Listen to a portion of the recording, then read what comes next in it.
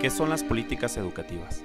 A lo largo de la historia se han presentado cambios sociales que dieron origen a problemáticas sociales, generando necesidades educativas. Fue en respuesta a estas que se han realizado muchos esfuerzos en busca de un bien común para la sociedad, enfocados a mejorar la educación. Los diferentes gobiernos junto con sus administraciones han creado y desarrollado políticas educativas conforme a las problemáticas de su época, tomando decisiones, acuerdos, realizando acciones, diseñando estrategias, así como diversos proyectos, programas y reformas educativas implementadas en nuestro país, con el único fin de mejorar el rezago educativo en el que estamos inmersos, lograr un avance y transformar la calidad educativa del país. Se entienden por políticas educativas a las decisiones del Estado en relación a las prácticas educativas por las que atraviesa la sociedad. Los cambios en las políticas educativas generadas en México están relacionados con acontecimientos de carácter internacional y nacional que marcan un cambio en el ámbito político, económico y social. Lo que define el rumbo de la educación en México aún no superado y cada vez se torna más incierto. Las políticas educativas hacen referencia al conjunto de decisiones y acciones tomadas con el propósito deliberado de cambiar o actualizar los procesos y productos de un sistema educativo, buscando beneficiar a la sociedad en la cual se verá reflejado el éxito o el fracaso de las mismas. La reforma de la política educativa hace referencia al conjunto de acciones deliberadas por cambiar el equilibrio de un sistema educativo, mediante la transformación de procesos o productos. Se entiende por sistema educativo al conjunto de políticas, instituciones, procesos, sujetos y actores cuyo propósito es ofrecer un servicio que garantice el derecho de toda persona a la educación, asegurando una educación de calidad con equidad para todos. Por lo tanto, se debe de priorizar la educación en el país, garantizando que todos los niños ingresen a la escuela primaria en condiciones de equidad, teniendo un sistema educativo que cuente con metas específicas y claras, así como el modelo a emplear, los insumos, seguimientos y evaluación del mismo, con el único propósito de lograr una transformación educativa. Sin embargo, las políticas educativas propuestas no han tenido el éxito que se esperaba, debido a diferentes factores como cambios de administración, falta de presupuesto, incongruencias entre lo planeado y en su ejecución, falta de integración con otros órganos públicos, así como carencia de estructura técnica, logística y financiera, entre otros.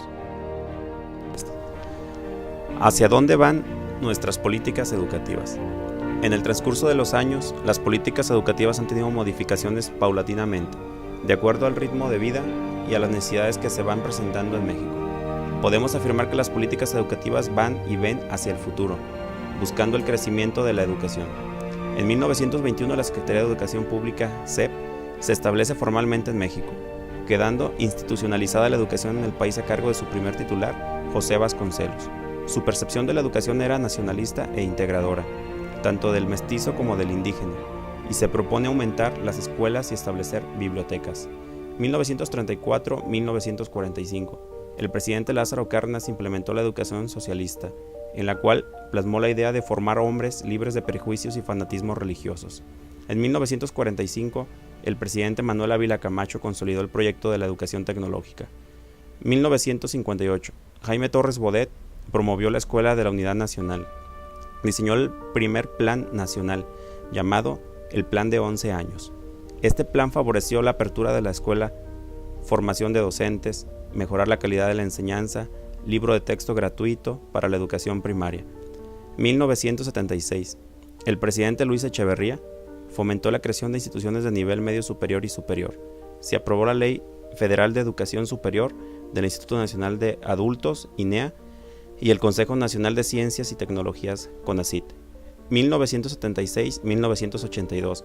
El presidente José López Portillo implantó el Plan Nacional de Educación.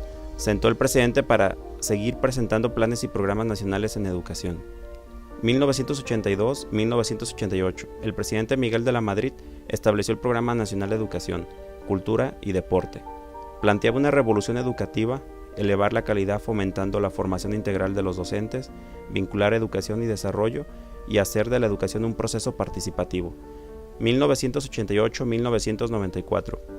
El presidente Carlos Salinas de Gortari propone la atención a las nuevas tendencias económicas como la sociedad del conocimiento, basada en los avances tecnológicos y científicos, el uso de las nuevas tecnologías de la información y comunicación.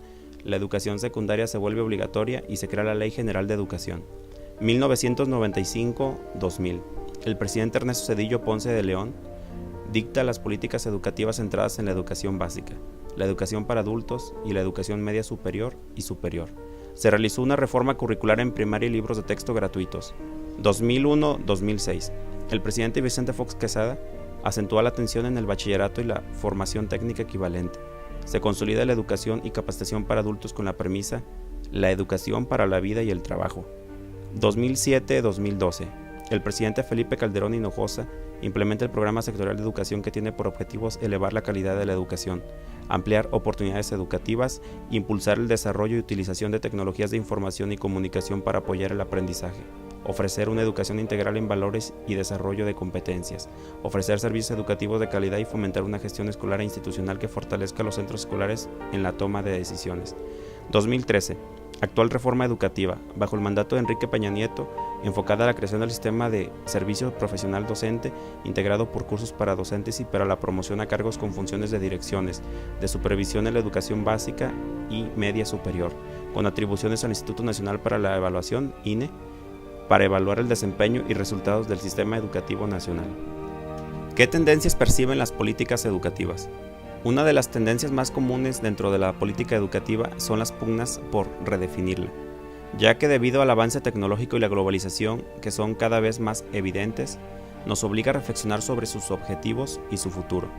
Desde el sexenio pasado, se ha impulsado un proyecto que tiene como objetivo central desmantelar el sistema público de la educación, que inició en el siglo XIX con el triunfo liberal y que se fortaleció con la Revolución Mexicana y el artículo 3 constitucional.